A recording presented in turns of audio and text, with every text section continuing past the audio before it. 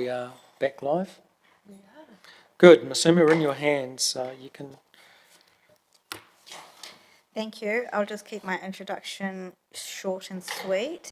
So when we brought our audit program to you last year, we indicated we'd be reviewing it every 6 months to make sure it was a good reflection of our environment that we're still working within. This review the changes that are being proposed are primarily driven by emerging risks and also resourcing constraints within the function itself this year. But otherwise, open to any questions through you, Mr. Chair. Okay. Thank you, Masuma. And we have Councillor Johnson. Thanks, Mr. Chair. Thanks, Ms. Emma. So, if I understand correctly, there are 4 reviews that are proposed to be removed. Is that because they're no longer considered to be needed, or is it more a matter of having to prioritise resourcing, as you said? It's a matter of prioritising resourcing, but also risks. So it's not that they're not needed, but the ones that have been proposed are probably higher risk Needed areas. more. Okay. So, for example, the quality assurance risk review and future of libraries that's proposed to be removed, would that likely be proposed at a later date, or does it just get kind of, I won't say forgotten about, but you know what I mean, removed and that's it? That one in particular, I would say, would most likely be proposed in the upcoming work program. It's just probably going to be deferred until that one. Okay. And so the ones that were added or amended, that's been as a result of That's correct. Yeah. Okay. That's correct. Yeah. Okay. All right. Thank you. Councillor Barrett. Thanks, and it's along the same line of questioning. I guess what I'm trying to understand then is our overall kind of net assurance level going in the wrong direction then, because kind of things are escalating beyond, and so things that were high priority are now suppressed by things that are very high priority, and then there's kind of, are we under-resourced to the point that we're really falling behind in this space, or what's going on?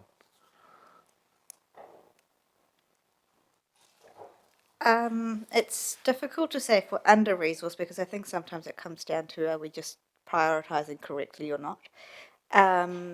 So I'm not sure I can comment further on the resourcing front.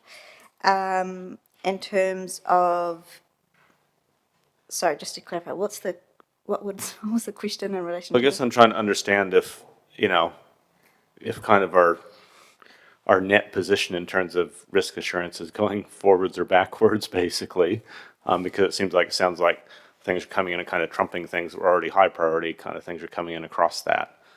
And so, is there a backlog that's kind of building up where we're not?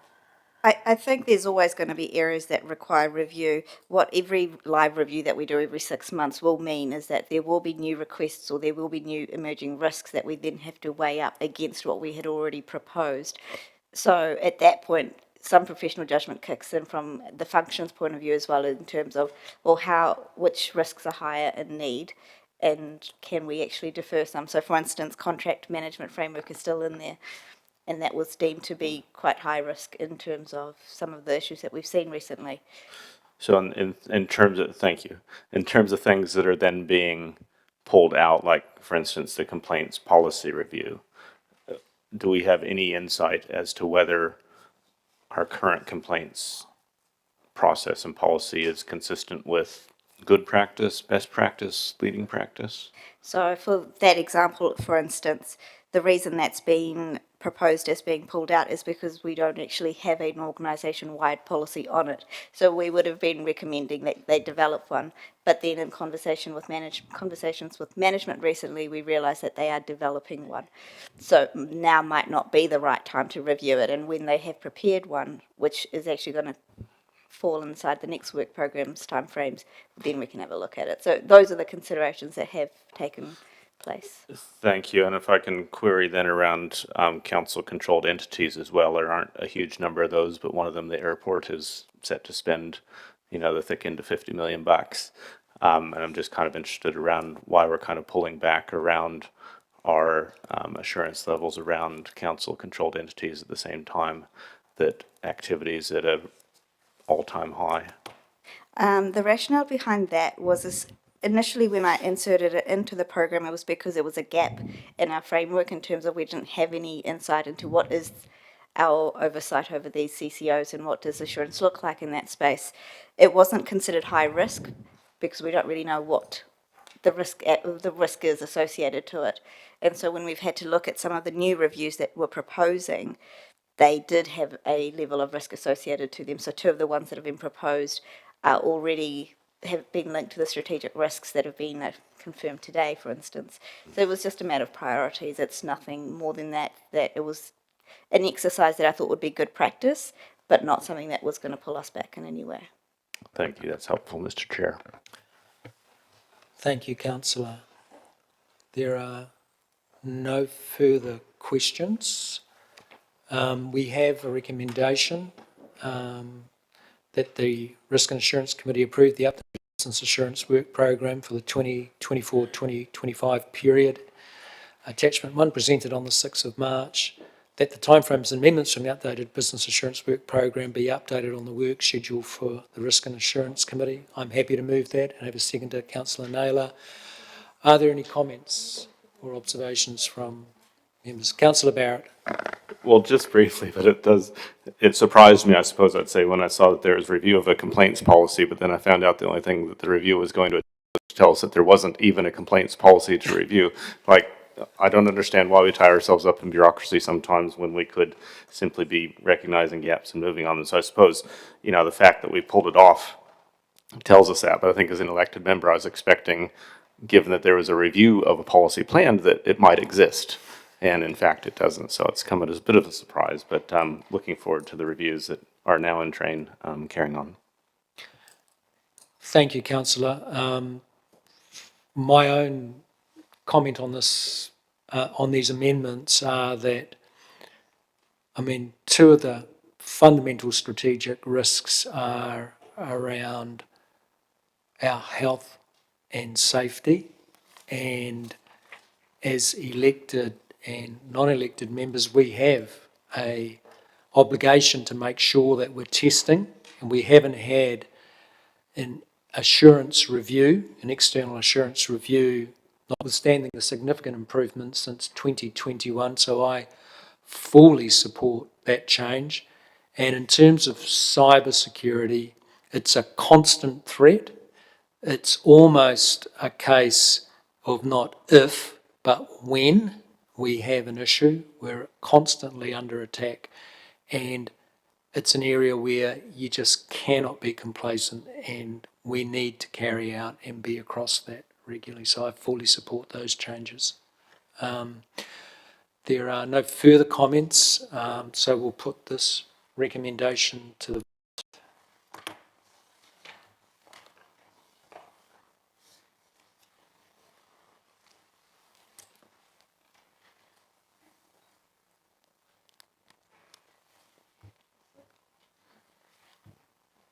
That is carried unanimously. Thank you. Look, I'd like now to move to agenda item 10, the Business Assurance Accountability Report, and invite Ms. Suma to the table. Ms. Suma, I'm conscious of time around this report, so I'd encourage you to take the report as read, deal with questions and comments.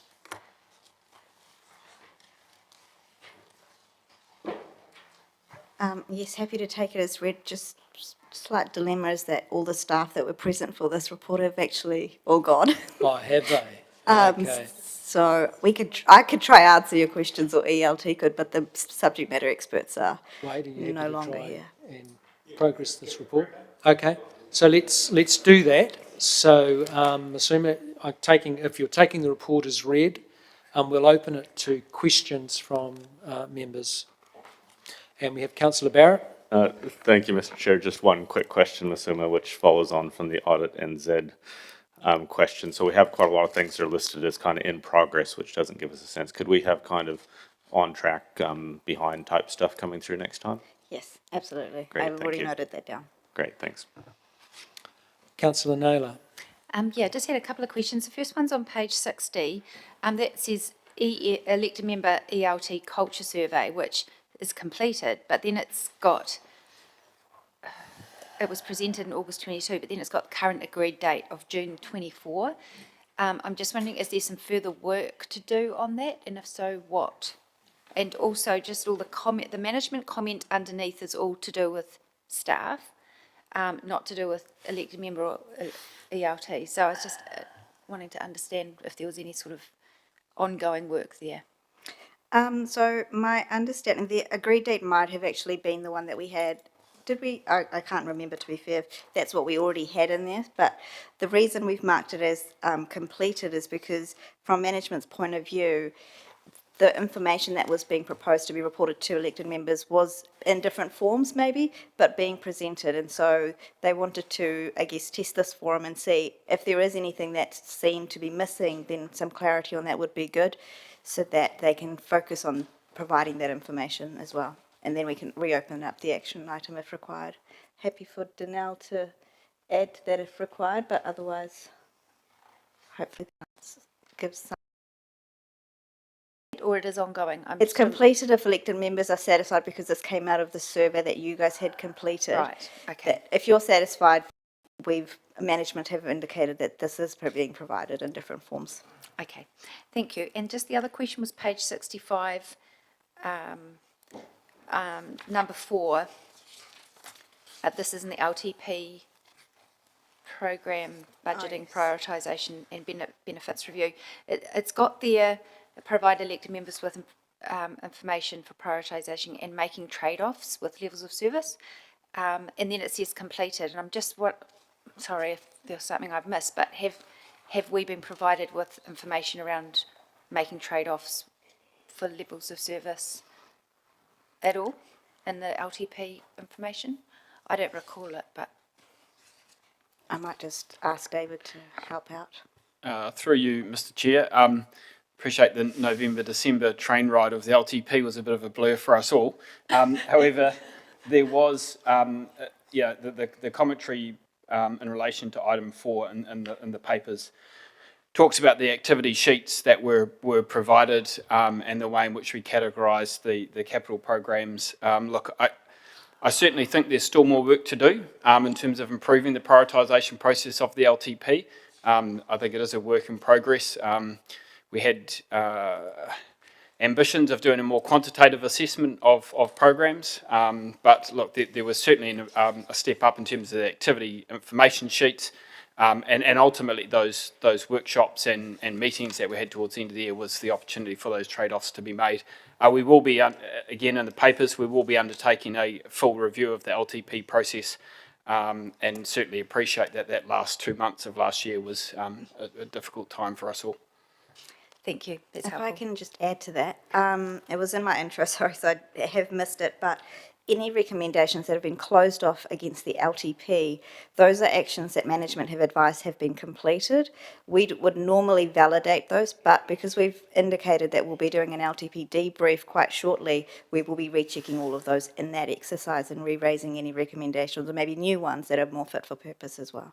Thank you. Thank you, Councillor. Councillor Johnson. Thanks, Chair. Thanks, Ms. Emma. There are, under business continuity planning, PMO review and IT disaster recovery review, a number of items that have been outstanding for 3 or 4 years. So at what point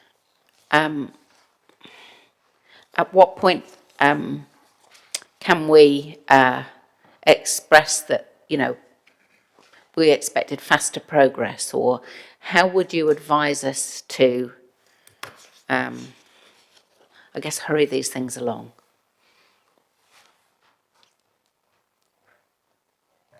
I guess you could say that at any point, really, if you're not satisfied, because sometimes a year might be too long and sometimes 4 might not be enough, depending on what it is that needs to be completed. So it does come down to priorities and your desire and the desire around how quickly you want to see things progressed and completed.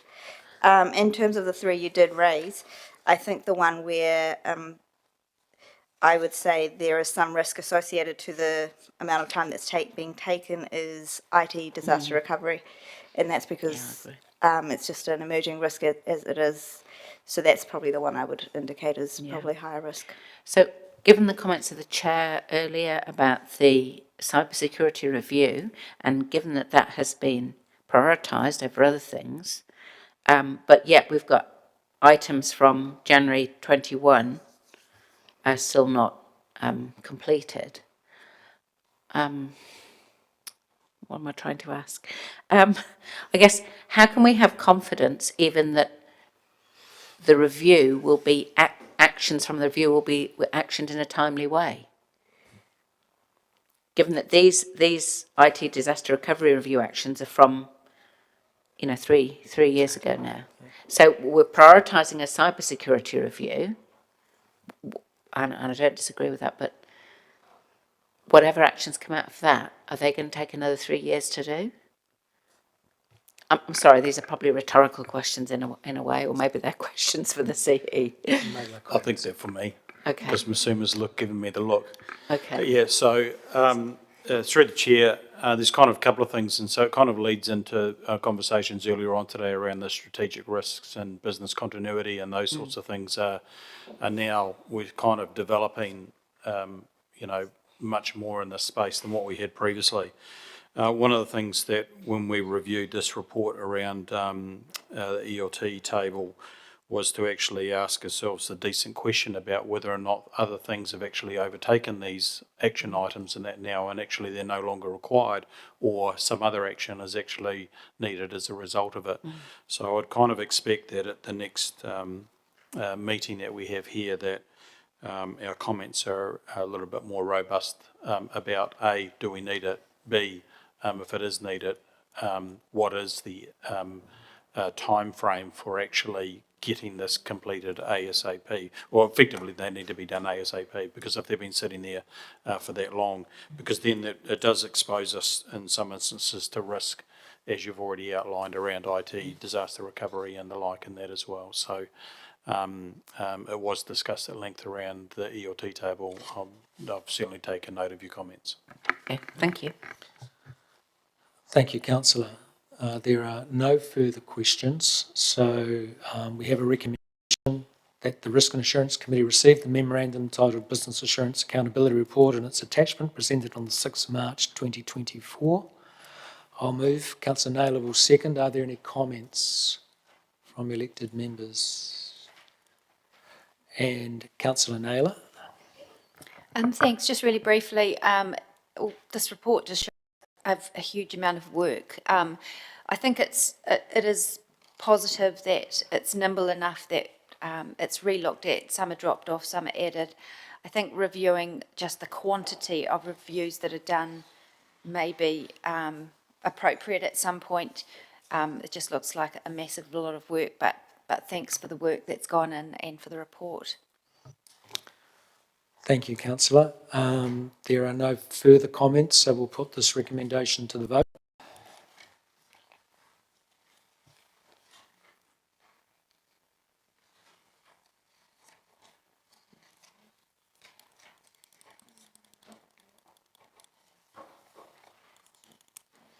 And that has been carried unanimously.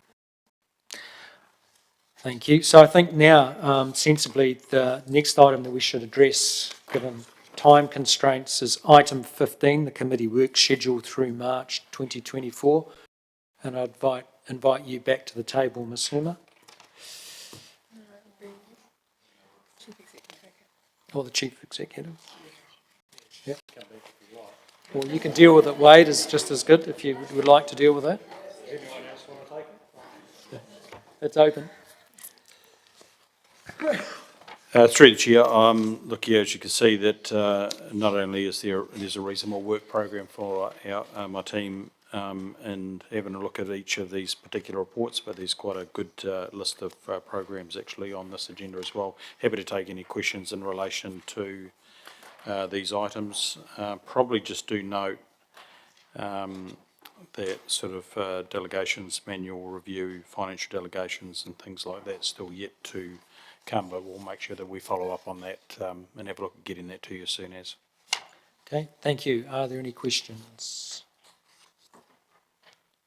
And there are no questions, so I will move that the Risk and Assurance Committee receive its work schedule dated March 2024. I have a seconder. Councillor Naylor, thank you. I now open this for comment.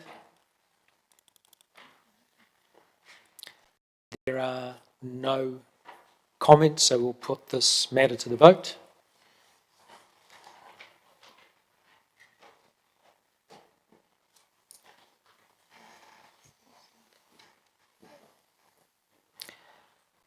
And that has been carried unanimously. And now I am conscious of time. Is there an appetite to keep going? I appreciate it's been a long day. So I think then, look, in terms of our agenda, we are deferring item 12, being the external funding and commercial revenue business assurance review. And also I think we're deferring items 19 and 20 out of the confidential session. But I believe we've addressed all other matters. Yes, yeah. Okay. Deferring all to council on the 3rd. I think that would be the sensible thing, to defer to the main council meeting on the 3rd. Okay, I think that's decided. And so at that point, I'd like to seek a karakia to close the meeting, Councillor Zabelin, and thank you all for your attendance.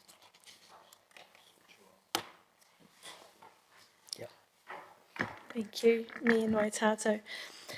Kia puta ki te whaiau, ki te ao marama, whakamaua ki a tina, haumie huie, tae ki e. Thank you, Councillor. Thank you, everybody, for your patience. Well done.